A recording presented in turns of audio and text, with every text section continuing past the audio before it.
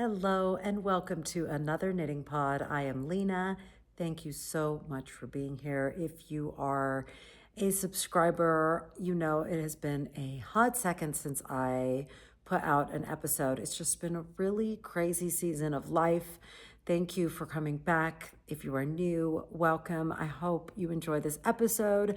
I actually did tape an episode a couple of weeks ago now, maybe a little bit longer. I don't really remember when, but so much time had gone by and I had knit so much and so much had happened. And I had really tried to jam everything in one episode. And it was just a horrible podcast. I didn't feel proud of it. I didn't feel connected to it. I didn't feel like I was showing up in a real way. So I scrapped that and I decided there's no way I can catch you up on everything knitting and otherwise that I have been up to since I last put out an episode. So we're not even going to try to do that. We're just going to have a proper episode about beginner sweater knitting. After we do that visit, then I'm going to show you the cast on right now that I'm most excited about, and we'll have a little life update. We're not going to try to catch up in every sense, especially with regards to knitting, because even though I haven't been with you guys, I have been knitting a ton. I have so much knitting to show you, but that's just going to be a slow process over the next couple of months. So if that sounds like a plan to you, let's jump to it. Real quick before I get started about beginner knitting and why I wanted to talk about that, let me just talk about what I'm wearing. It is new. This is, I believe it's called sweater number 14 by My Favorite Things Knits. Is that what it's called? I can't remember. I promise I'll put it in the show notes. I know I'm really bad about show notes, but today I will because I don't remember what this is called. I knit it almost exactly like she has in the pattern, even down to the fiber choice. It is one strand of knitting for olive in their regular fingering merino and two strands of mohair. Now, this has been a dream of mine, this composition, for a very long time, and I have never done it for a few reasons. One, mohair's stickiness makes it really hard to work with. And I have found in the past when I was a younger knitter that it really caused a lot of tension in my hand. So that caused some injuries that I really had a hard time recovering from. I think some of you might giggle at the concept of a knitting injury, but if you know, you know, it is a real thing. So I was always so drawn to sweaters that were knit with multiple strands of mohair. I just feel like it creates a fabric that not only looks stunning, but feels stunning. The effect you can get from holding two strands of mohair that are very slightly different is this tonal dimension that I think is so unique and you really cannot get with a single strand. So I finally decided I wanted to make this sweater. I was going to hold two strands of mohair and one strand of merino, and I did it, and I had no trouble with it. It was so worth it. I knit it. I don't even remember. Have I showed you this? Is this a project we've talked about? I don't remember. So I'm just telling you like I've never talked about it before. But I had such a lovely time making this, and I made it late in the summer and fall, I believe, in anticipation for the winter, because I live in Colorado and we get a really cold, beautiful winter. The best part of the winters here is that they are cold and often snowy, but sunny. So you don't get that doom and gloom feeling of winter. Yes, the sun still sets early, but we still have a lot of sunshine and lovely cold weather. This winter has been horrendous. It's barely been cold. Winter is 100% my favorite season. I'm from Texas, so I love a cold winter. I love snow, and we have gotten so little cold weather, even though it's January. It's been very sad. I'm trying not to dwell on it because it really does make me sad. All that to say, I knit this sweater with hopes of wearing it all the time this winter, and I haven't worn it even once out in the world. This is the first time I'm wearing it. It's actually a nice cold day today. I just wanted to show you because it's such a pretty sweater and I wanted to wear it. It's really tragic that I haven't been able to. I don't remember the colors. I think I used Rose Clay and Sparrow, perhaps. And then, so I used the merino and a mohair that were the same. And then I used one mohair that was just slightly different just to give it that variation. I don't know if the camera picks it up, but it is just beautiful. It has this gorgeous halo. It's so warm. I have to say it's not itchy.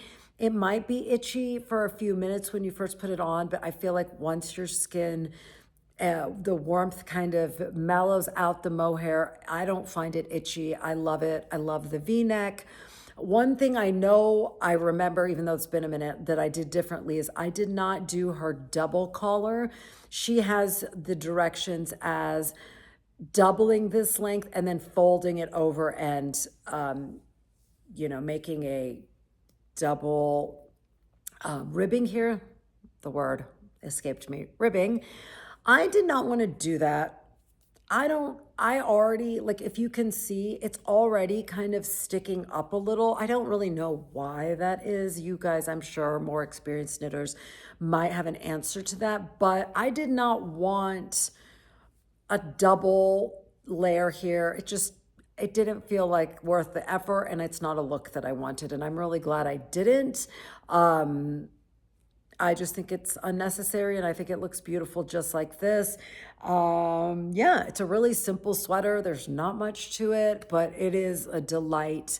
I really, really like the way it turned out. I don't remember what size I knit. I don't remember much about it, but I really enjoyed it, and I would hands down knit anything by her. Her patterns are stunning. They're that beautiful, very modern aesthetic that I love, that but there's like details in each one that's a little bit different, like a really pretty shoulder detail or just a nice neckline that's a bit higher. Another thing I didn't do is the split hem. I just knit it in the round. I didn't feel like, again, it was worth the effort. It's also not a look I particularly love, and it's definitely a little more work to do a split hem. So I just did a normal ribbed hem. So anyway, that is the sweater I'm wearing.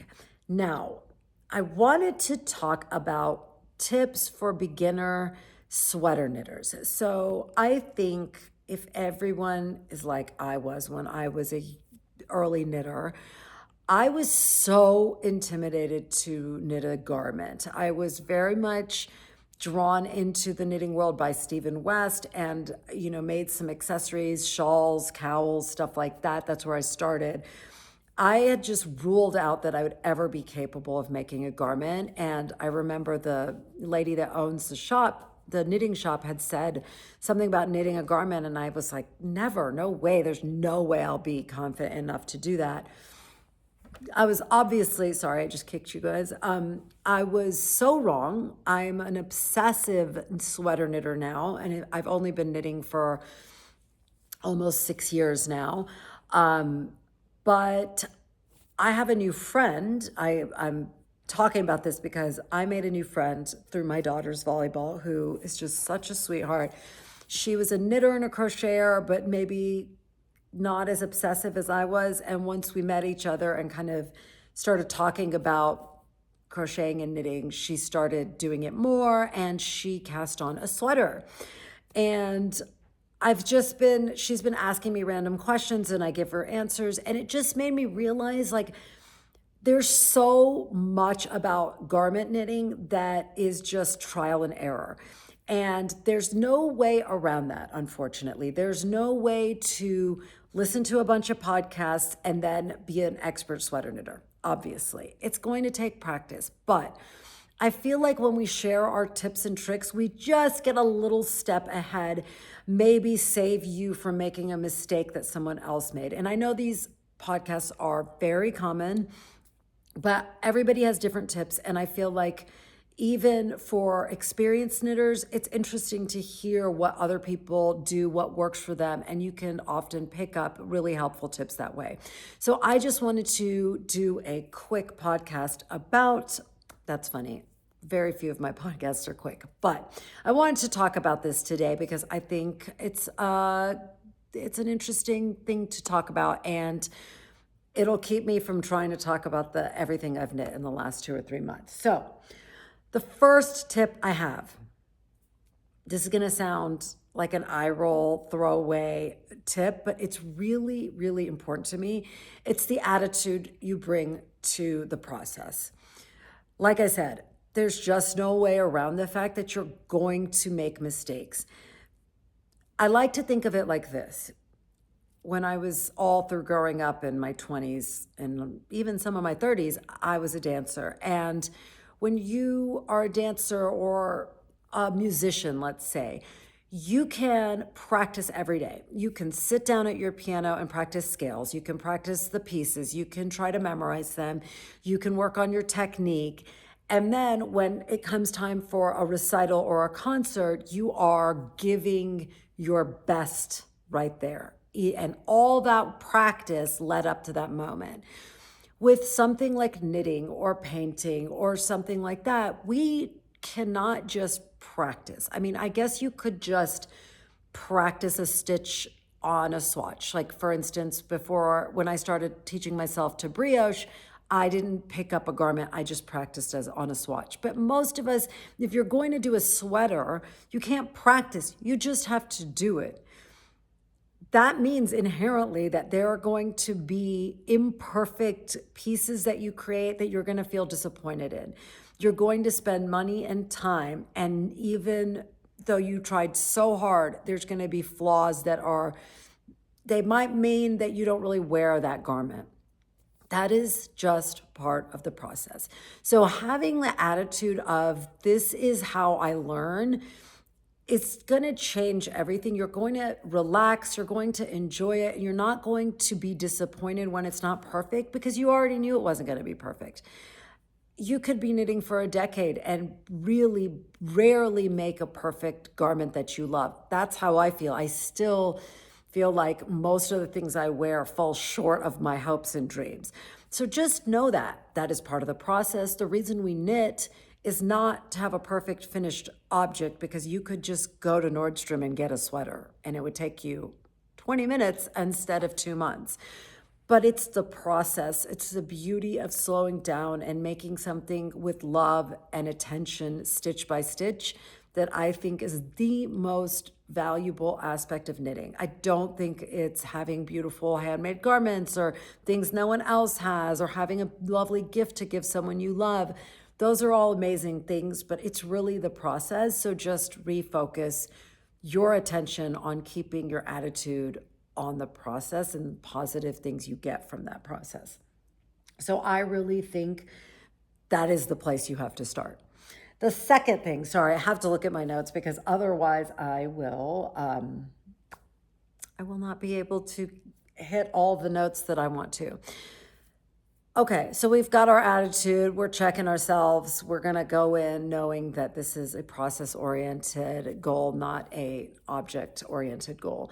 So what pattern are you going to start with? I think the most important thing is to find just a really simple pattern, top down, round neck.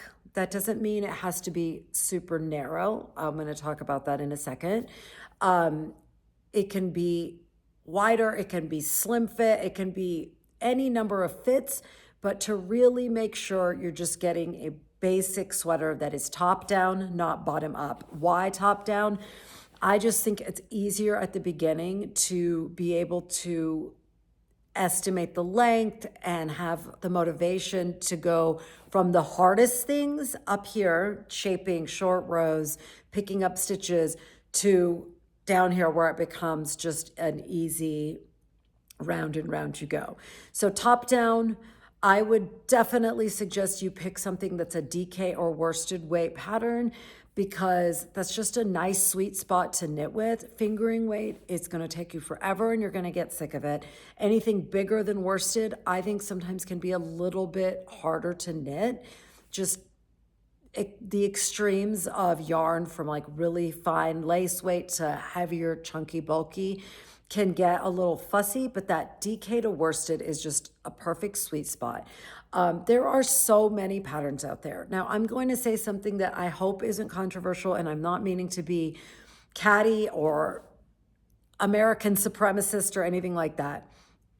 I have found American designers are easier for me to, like, they just are writing their patterns in a way that is much clearer than some of the European designers. It's like for even this sweater, I don't really remember honestly with this sweater, but there's another sweater I knit from a European designer that I loved and it was so fun and it's beautiful and it's one of my favorite pieces. But I would, and it wasn't hard, but I would never recommend that pattern for someone that's not really confident because the writing was so murky sometimes. Like she wouldn't explain how to do the short rows in a way that was actually internally consistent. It was contradictory, and then she would kind of have an asterisk and a note that you would need to have the confidence to know what she meant. Whereas Andrea Mowry, Jessie Maid, Jacqueline C. Slack, these American designers are writing for beginners. All their patterns are accessible because they're just making sure they go that extra mile, or maybe it's just a style of writing that where European designers almost, they assume you know and they can imply things, whereas the American, they just are outright, they don't assume that you know what they mean. That is my experience. So wherever is your native, I don't know, maybe that's how it goes. Like if you're a native, you're Danish, then the Danish designers in their original language might be more clear. Whereas for me, like I think Jessie Maid Designs is the most precise. She has the most precise language and accessibility. And a lot of designers now have videos that are linked within a pattern. So all this to say, really try to read the Ravelry reviews, try to get a sense of, are people saying this was a well-written pattern? Are they saying there were parts that they didn't understand? Take the time to look at the Ravelry pages before you just pick the petite knits basic sweater that everybody does. You don't need to do that. I know petite knit is super popular and great. I've knit a few things by her, but don't limit yourself to those basic ubiquitous designers. I think you can find some niche ones. Like I really do think Jacqueline C. Slack has not only really well-written patterns, but very size accessible, customizable, like bust dart options. These are all really helpful things. Because my body type is very different than someone else's. Like I have no need for bust darts, whereas somebody else might. And that might make that sweater fit them a lot better. So these are things with the pattern. I would really look at the directions on the page before you buy, read the reviews. That can all be really helpful. Okay, so you picked your pattern. What about yarn? Now, yarn is something that I feel like I did not understand at all when I began to knit. All I thought about when I looked at yarn was color. I didn't think about the composition of the yarn. I didn't think about the treatment of that yarn, meaning superwash or non-superwash. After 6 years of knitting, I am so drawn to color, but I don't let color make my decision like I did. That is a huge rookie mistake. So I would definitely suggest a non-superwash yarn for sweaters. Now, you might be an experienced knitter and not agree with that. I think non-superwash yarn, it just maintains its shape so much better and it feels so much nicer to wear. It's not heavy. It feels, even if it's a denser yarn, it just feels light and comfortable and breathable, and it has the qualities of yarn that you want. Temperature regulation, it holds its shape, etc., etc. Non-superwash yarn is, superwash yarn, amazing for socks, for shawls, all those beautiful colors. A lot of times you cannot achieve that same level. Some dyers really do a fantastic job For instance, Wandering Flock is one of my favorite dyers, and she does a non-superwash sport weight alpaca. So too thin, in my opinion, for a beginner knitter project, but it's a non-superwash yarn in beautiful colors. She somehow achieves really saturated, bright colors in a non-superwash. But I would really encourage you to get just a basic non-superwash yarn that's not crazy expensive. I have explored the non-superwash yarn world a lot, and I have to say, my favorite non-superwash yarn is by Cascade, and I will tell you why. Incredible color range. I think they have over 100 colors. Number two, they have non-superwash sport and worsted, and maybe more than that. But both of them are so affordable and soft and durable and well priced. I think the worsted one is $11 a skein or something like that. I've also used the sport one, and I actually like the sport one better. It's a very thick sport. I would say it's more like a DK. It's, I believe, a 2-ply, and it's so soft. I just finished a sweater in that a month ago. I love it. It is such, it's my new favorite workhorse yarn, and so well priced. I can't even tell you.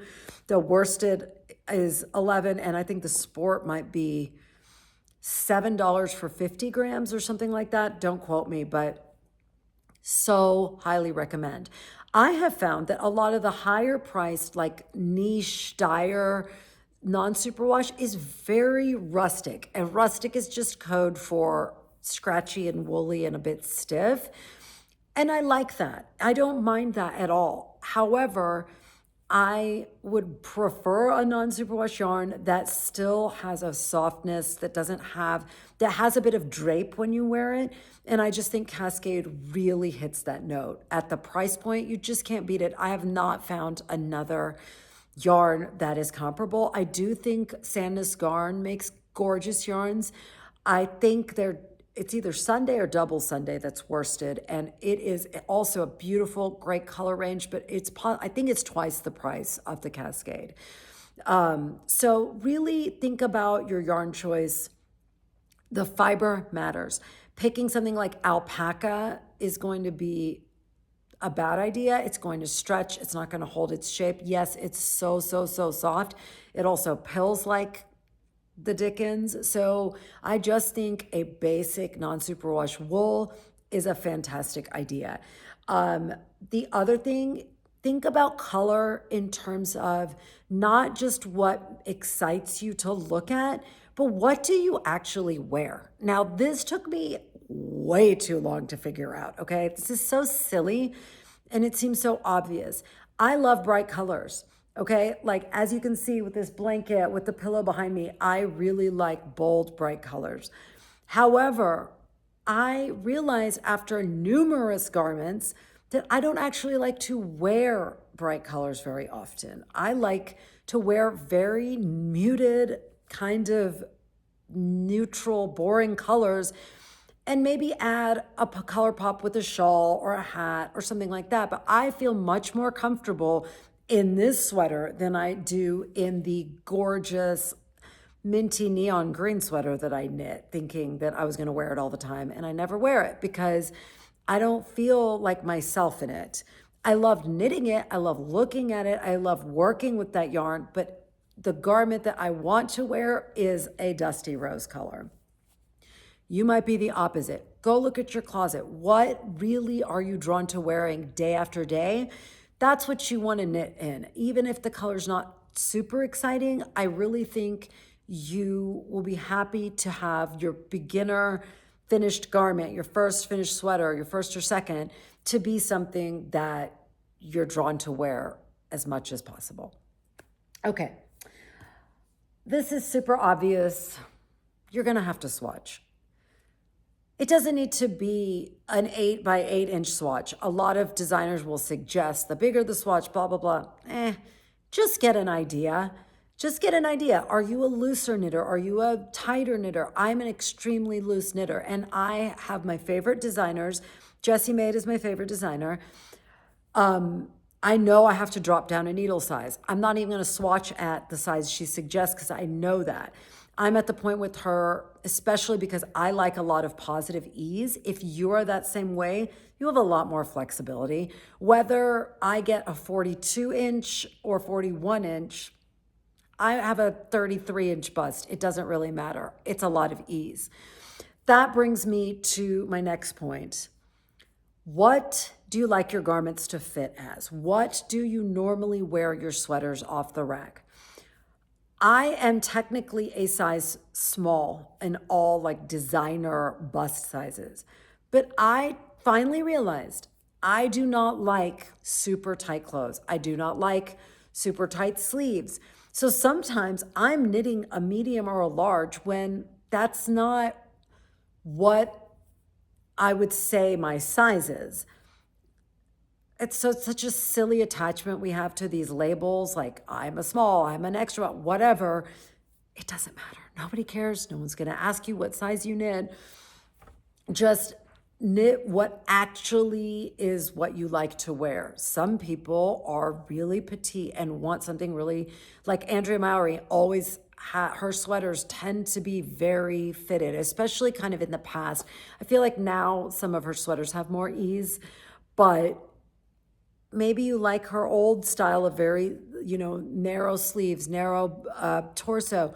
Great, then knit that. But if you don't, it's okay for you to look at the sizes and pick the one. It doesn't matter what the designer recommends. You can make it bigger, you can make it smaller. Just swatch and figure out the size based on a sweater you already have. And what I still do to this day, because sometimes a couple of months will go by and I won't knit a sweater, I will go find my favorite sweater and measure it again and make sure I remember exactly the measurements that work best for me, which tends to be a 42-inch finished garment across the bust. And that's what I like. I think that's about what this is. So know what measurements you need and knit that size. Don't worry about the label on the size. Okay, boop-a-doop-a-doo. We are just chucking along here on our hot tips. Okay, one thing that I think is invaluable, and I'm going to just lean over and grab it right here because it is here. Barber cords. I cannot recommend these enough. They are not always called barber cords. This brand is Mini and Pearl, and they're called pearl strings. They come in these little containers. I've talked about them before. They pop onto the tip of your needle, and then you can slide all your stitches to either try on your sweater, to hold something. Why do I think these are invaluable? Because why couldn't you just use a piece of scrap yarn? You could. It's just so fussy to get them back on your needle. You have to like pick up each stitch, because once you put stitches on a scrap yarn, those stitches are going to just collapse onto that yarn and become flush with the scrap yarn, and it becomes a fight to get each stitch to raise back up and slide your needle in. Then you're going to run into problems with splitting the stitch. It's just really fussy. This avoids all that. It keeps it's just a lot easier to get them on and off. But the more important thing to note, I have found, even though it is an extra step that you might not want to take, a lot of times the things that are just a hair fussier in the moment make all the difference with the finished garment. So I never just bind off sleeves or hem without putting it on this, blocking everything and seeing where I am.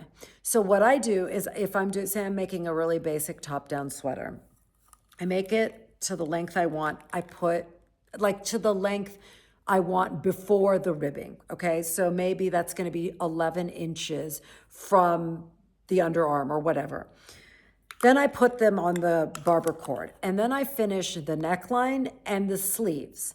I I never finish the torso, the body of the sweater until I have finished the sleeves and the neckline both, because the sweater is going to fit differently once it has the weight of sleeves, once the neckline is pulled up by the collar. All that makes a difference in the length.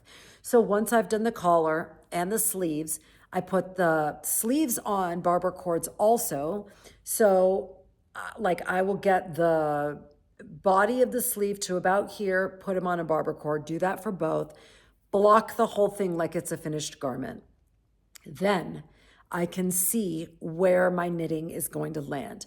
Blocking is going to transform your knitting, okay? Blocking is going to take you from 0 to hero. It lays all the stitches flat. It just relaxes the fibers. You're going to be shocked by the transformation. If only everything was as easy as blocking to be transformed, life would be amazing. It's just such a glow up for your knit.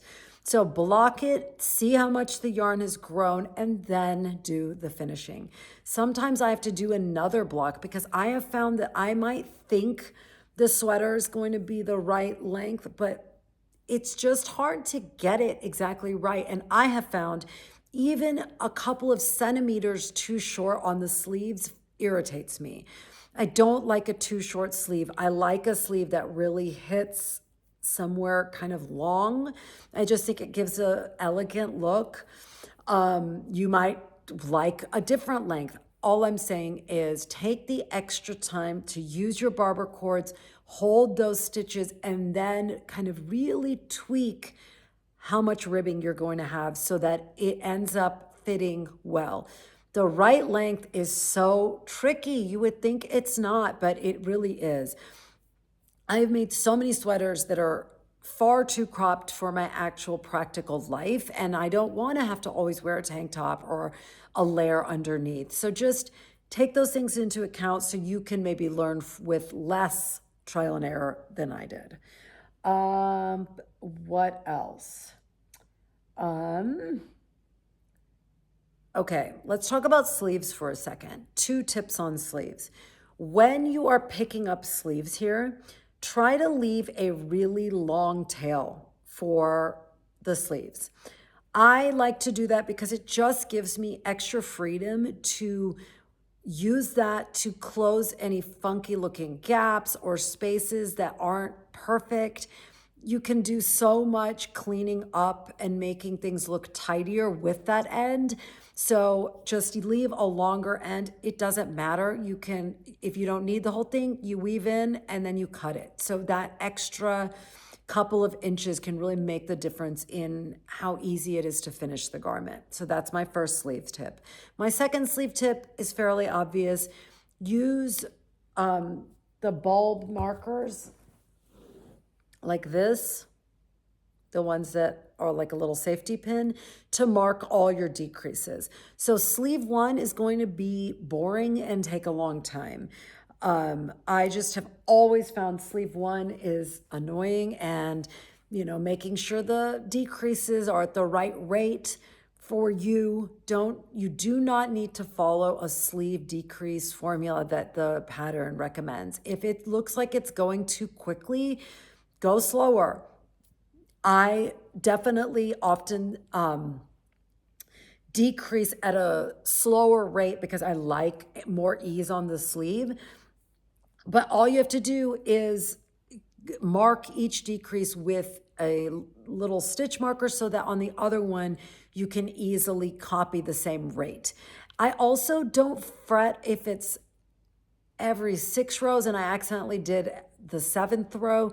It doesn't really matter that the sleeves are exactly decreased at the same rate. It's just around then. Like there were 4 decreases about this far apart. You want to make sure both sleeves are basically the same. It's not going to be, you don't need to sweat the perfection of your decrease rate, just the general vicinity of your decreases. You want them to be the same. The other thing I was going to say is often it's a little tricky to hit the exact stitch count they want you to pick up for your sleeve. For instance, I'm knitting my daughter a sweater and it said, I think 65, and I only got 60. It doesn't matter.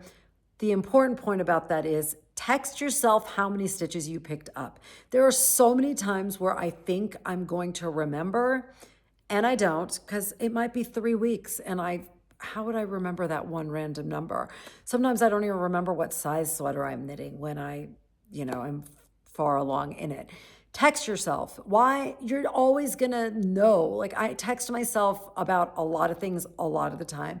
I just know that that's where, like, I'm always gonna have my phone. That's where I know. Otherwise, if I took a note in some app or whatever, I might forget where I took that note. Just text yourself the number of stitches you picked up so that you can do the same on the other side. I think that is an important thing, to get the same on both sides. Other than that, like I said, at the end of the day, blocking is going to make your garment look 1,000 times better than it does pre-blocked. Highly recommend doing it. There's tons of blocking tips online, videos about blocking. I like to block in really hot water until the water goes completely cold. If you want to mess with the sizing, you want to pull it a little bit when it's wet and you're drying it on a mat, go for it. Don't lift the sweater out of the tub and let all the water drip out, because it will stretch the fiber. That's another reason to use non-superwash. I think it really helps the sweater maintain more shape. So just really try to keep it small and condensed when you're getting it out, and squeeze all the water out. Step on it with towels, lay it out to dry, and you're about to be super happy, because I think you can get a lot closer to perfect first, second sweater with tips than I had with just trial and error. I still have all my knits, even if I don't wear them. They make me so happy. They're just part of my knitting journey, and knitting is such an important part of my life. I hope some of these tips are helpful to you, even if you're not a beginner knitter. Sometimes it's just fun to find out a little bit about the process that works for other people. Okay, those are all my hot tips for you guys. I want to talk about my current cast on that I only cast on yesterday. So I had a realization this week that two things. Number one, the busier I am with life, and once, the holidays were over and everybody's back in school, including myself, life gets really, really hectic and overwhelming and stressful. And a lot of times then I think, oh, well, I'm not going to have time to knit. I've realized this week that that's when I need to prioritize my knitting the most. I am the kind of person that will always get the things I need to get done. I will always get my studying done I'm a very academic person. I love studying and stuff. So I know no matter what, the quality of my academics will not suffer. The quality of my parenting is not going to suffer. I am a very dedicated parent. I am super focused on my kids. But what knitting does for me, it is my sanity. It is my break, like my true mental break from everything. It allows me to disconnect. It gives me peace. It lets me be present in the moment. I love everything about knitting. I could write an ode to knitting. So I've just realized that when I think I have the least time for knitting is when I need to make sure I make time for knitting. Even if it's 20 minutes in the morning and 20 minutes in the evening, whatever it is, it needs to happen. Not only that, but I need to be excited about my projects. And when I am doing very basic, boring knitting for too long without something that is sparkly and exciting to me, I get really uninspired and I start to get so down and depressed. And I realized that earlier this week that all the projects I'm working on are super basic. I'm still working on my daughter's sweater, which is really basic. and straightforward. And then I'm working on another project that I don't want to talk about right now because of reasons I also don't want to address. But it's garter stitch and it's pretty and colorful and I love it, but it's not, those two projects, neither one of them is like striking that chord that is like the perfect balance for me between so challenging that I have to have like a chart, like for instance, a cable chart or a color work chart. I don't like that because I don't want to have to be like following row by row. That can really get annoying for me. But also not just mindless autopilot knitting. I like that sweet spot. And the person that hits the sweet spot for me the most is Stephen West because a lot of his projects, they look unbelievably intimidating. But if you just take it row by row, as you have to take all knitting, it's super well written and it's adventurous in the way that just keeps the perfect amount of attention for me. It's constantly changing a stitch pattern or a color or a new technique, none of which are hard, but just they're interesting and they keep my attention at that nice, even spot that it's not too much and it's not too little. So I needed a Stephen West pattern. And I have been doing a lot of garment knitting and I'm kind of bored of it. I didn't want to knit a shawl because we didn't get to talk about this, but I did not enjoy this year's mystery knit along, which is, it is of no fault of Stephen West. It just didn't work for me. We don't need to go to that today. We can talk about that another time. So I have been, ever since I made this blanket, this is one of my favorite things I've ever knit of all time. I love it. I love everything about it. And ever since I finished it, I've been wanting to make the Bubbly Blossoms blanket, but I just didn't think I had the bandwidth to commit to it because it is enormous. And I know it's going to be a long-term project and I just didn't know if I was going to be able to commit to it. I've wanted to make it ever since Liz, she also has a podcast, Knitting with Liz in Austin. I don't know if she changed the name of her podcast, but she is stinking adorable. Definitely recommend that podcast.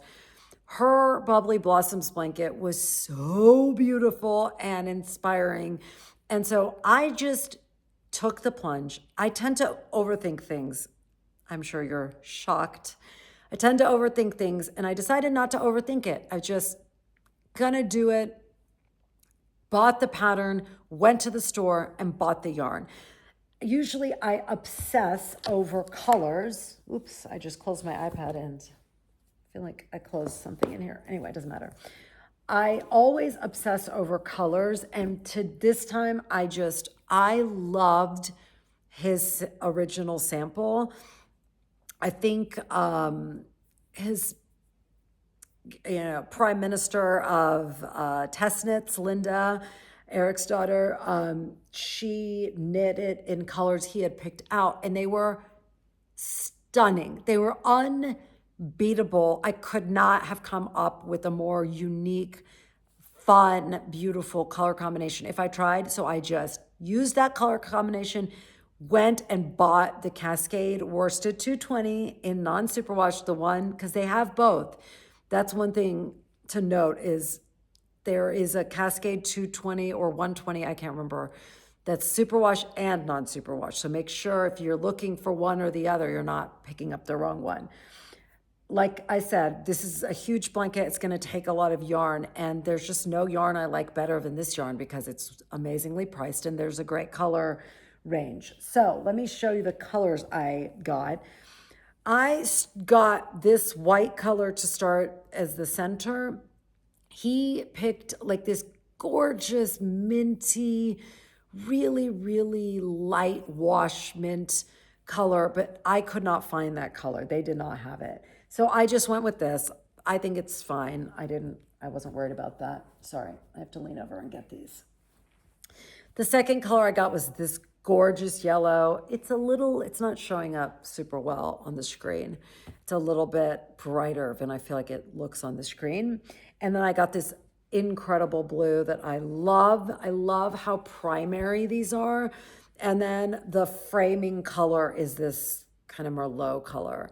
So I am totally obsessed with this color combo. You guys know how much I love color.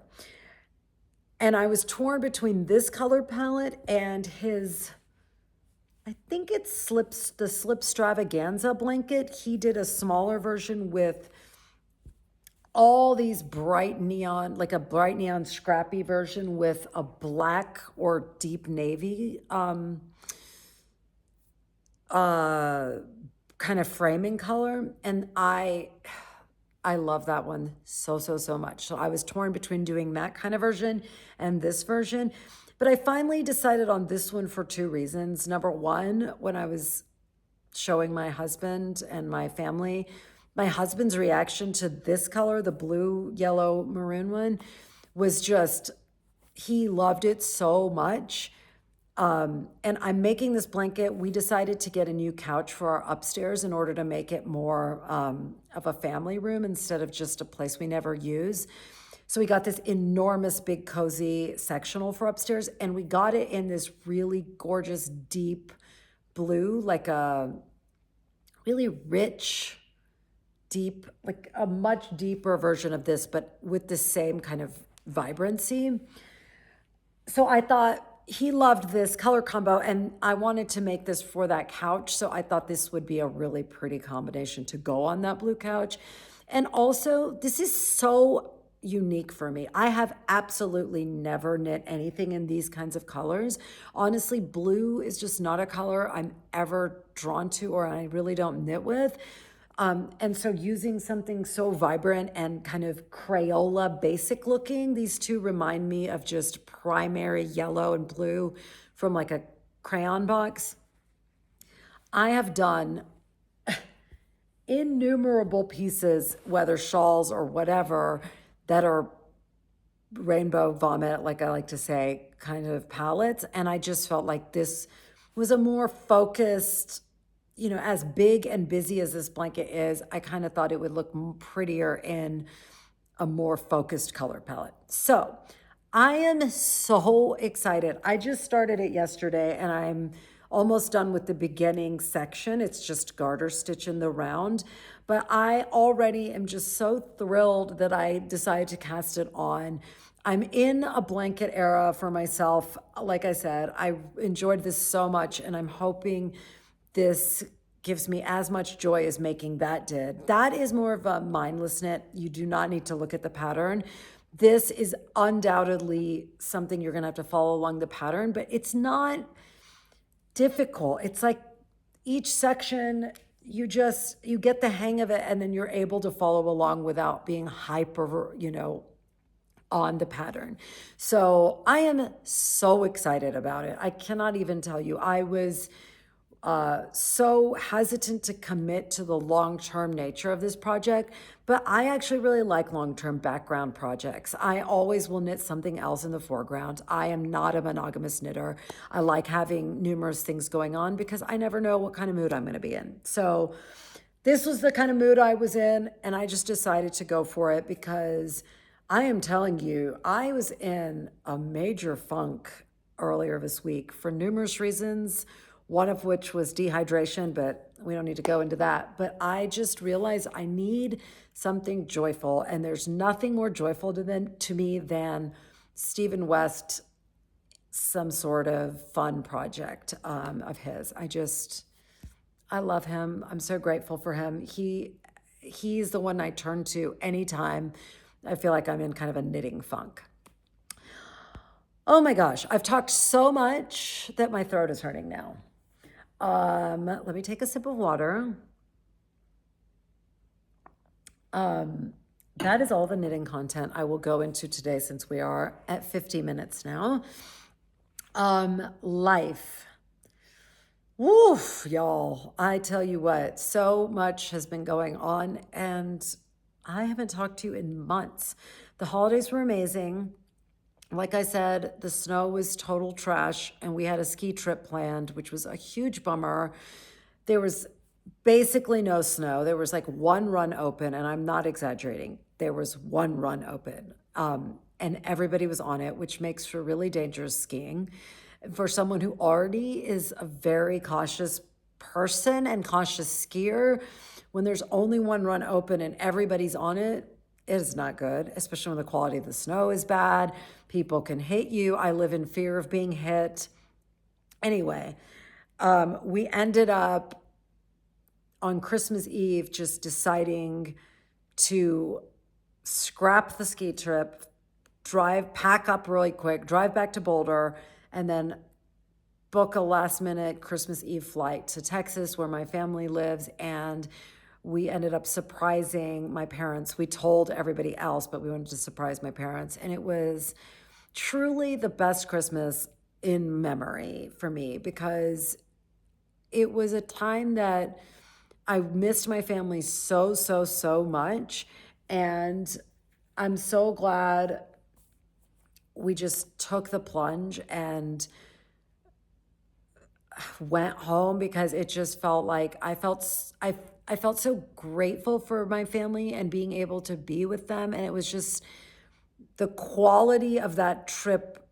It had the quality of what Christmas should be, which is just love and togetherness. And it was the best holiday. And then we came home, and then we had another week before everybody's school started to just be at home. And it was so lovely. I got to spend so much time with my kids and my husband. That was just so chill.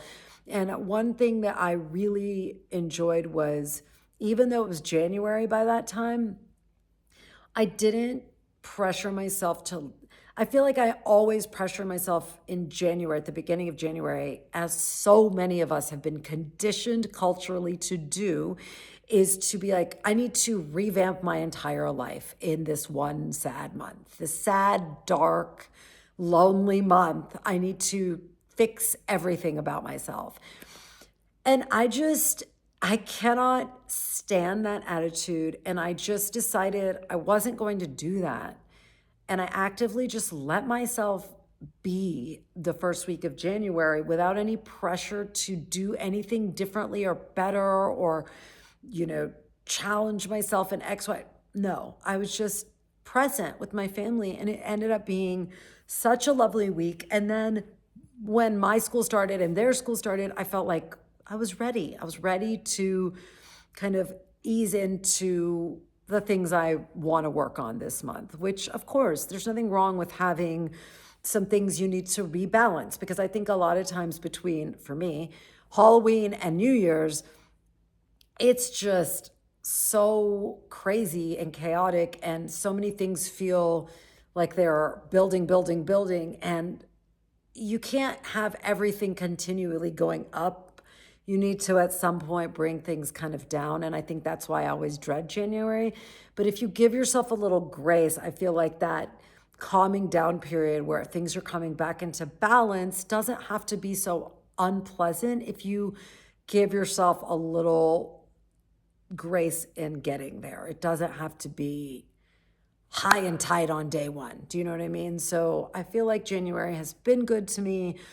I feel like I've made progress on the things that I needed to find better balance on. And now in mid-January, I'm like, okay, I'm over January now. Let's get to February. I need a little, Valentine's Day decor at Target kind of energy. So yeah, it was a good holiday season.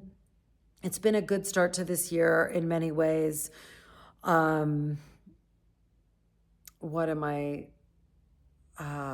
lost my train of thought. But yeah, I don't know. This year, I just got distracted by how this year has been a very strange start. I just think the world feels very chaotic and unstable for so many of us. And I think I toggle between my personal life being, like my private life being so busy that I'm not thinking about the world. And then when I suddenly remember everything that's happening in the world, I feel like this flood of anxiety and stress. And what I'm trying to do right now is, when I feel that chaos of this moment, trying to step back out of this moment into a broader scope. I think sometimes we start feeling panicky when we feel everything is happening right now.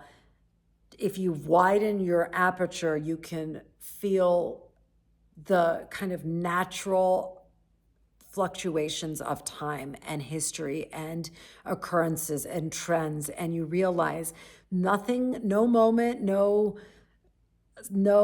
how do I put this? No narrative that feels permanent is permanent. No dominant narrative, cultural moment lasts forever. And if you take a step back and you realize that, you feel less anxiety in this moment, no matter how tumultuous it feels to you. So I don't know if any of that made sense to you, but I find a lot of solace in zooming out and getting a broader scope and broader sense of time and history. And you just realize, like, this is just how it's always been. There's times where one group thinks everything's going great and another group thinks it's going horribly, and then those things are ever shifting. So whether you're thrilled by what the world looks like now or you're not, I think sometimes a little grace in looking at things on the longer term and trying to see your fellow humans as humans and not the enemy. I always talk about this, but I just think there's nothing more important than seeing a person and not seeing a label. And so that is another thing I'm always trying to do. As far as books, I am not reading any fiction. My fiction drought continues. My inability for my attention to be held by fiction or have any interest in reading fiction is zero, which is so weird because I've always been such a fiction reader. I am so into memoir and nonfiction. There is a memoir I want to read, and I forgot what it's called, but I'm going to pull it up on my iPad real quick because I had it open. It is called Strangers, A Memoir of Marriage by Belle Burden. I read about this memoir, and it just sounded really interesting. I love memoirs. I really, really do. I think the best memoir I've read recently was How to Lose Your Mother by Molly Jong Fast, who I love. She's so smart, and it's such a good book. Highly recommend that one. And as far as TV shows, we are very sporadically watching Department Q on Netflix, which I love. It's so clever and a very different kind of police procedural mystery kind of show. I think the actor, the main character, is so cute. He's such a dreamboat. I forgot what his name is. Matthew Good, maybe? He was in Downton Abbey, and I remember thinking he was so cute in Downton Abbey. I love a tall man. My husband is also very tall and like slender. He's like that, and he's just so cute. So if for no other reason, you can watch just because he's cute. Our family is watching the Percy Jackson series on, I think it's on HBO Max, and it is so good. The kids, even my 16-year-old who read all the Percy Jackson when he was little, loves it. And my daughter, who loved Percy Jackson and is 12, is absolutely obsessed with it. So those are the two shows we're watching. I did want to say the two shows that I didn't get to talk to you guys about that I absolutely loved and highly recommend if you haven't watched them. They're both on Hulu. One is called Good American Family. Absolutely riveting. I loved that show. I think Hulu does some of their kind of true story dramatization shows. They're just so good. Sometimes I think like some of the prestige shows like Severance or Pluribus or, those HBO, Showtime, Apple TV shows, sometimes they're so cerebral that they stop being entertaining. I'm watching TV because I don't want to read a really challenging book. Like Severance, it's just, I liked it, but sometimes it's just like, I get it. You're trying to make a point. You're trying to make a commentary on the world. I just want to be entertained. I just want to watch TV. My life is already filled with far too much, pontificating. I just want to be entertained sometimes. Good American Family was that, as was the Murdoch mystery. I don't remember what it was called, but it's about the Murdoch murders in South Carolina. Patricia Arquette is in it. I really can't remember what it was called. It was fantastic. It was so well acted, so well done. I wish I could erase my memory and watch it again. It's like one of my favorite kind of shows, and it was absolutely fantastic. So if you are lucky enough to not have watched those two, I highly recommend them. And that is it. I am so happy we got to catch up today. Is there 10 more episodes inside of me right now waiting to burst out? Yes, but I'm going to resist. I'm going to stop here because an hour of your time is already a privilege. Thank you for watching. If you are new here, please subscribe. I'm going to try to podcast at least somewhat regularly. I can't promise it's going to be every week. I guarantee you it's not going to be every week like it used to be. But nonetheless, I hope you come back whenever I have time to put one out because I love catching up with you. It makes my life and my knitting life just substantially richer. So if you are so inclined, please leave me a comment. I would love to know how you've been. If you're a regular viewer, what you're looking forward to this year, how you're doing. So many of you regularly write me a note and it means so much to me. I love to hear from you guys. So anyway, I hope you're well. Take care of yourself. Happy knitting, and I'll see you next time. Bye.